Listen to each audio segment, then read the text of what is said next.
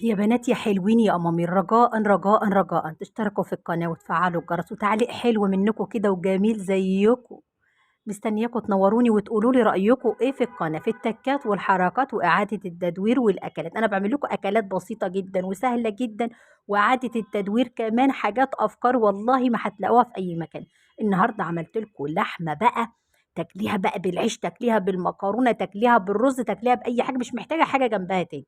والله العظيم ما محتاجة حاجة جنبها تاني. ريحتها بقى وطعمها وشكلها حاجة كده حكاية.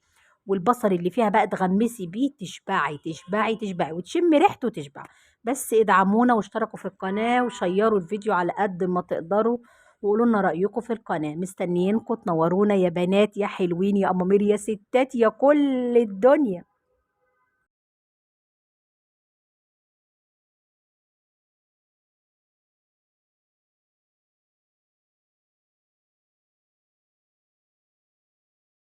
هنعمل يا بنات اللحمة المحمرة بحلاوتها وجمالها.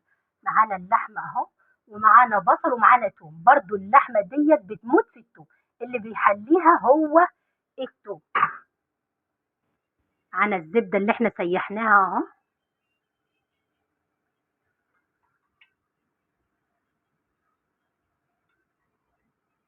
ماشي. بعد كده نحط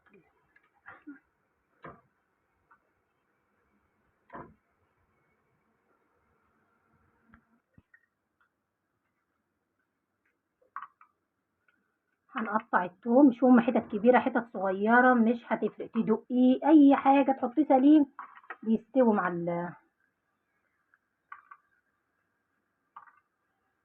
والبصل برضو.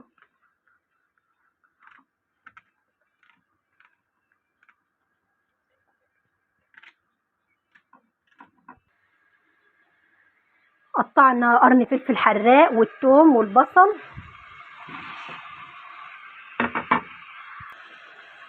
وادي التوابل.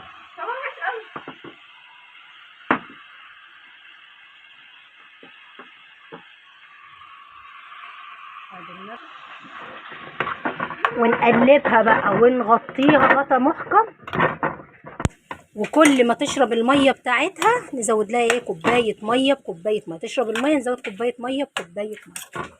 وكلي احلى لحمه بقى، فاهمين؟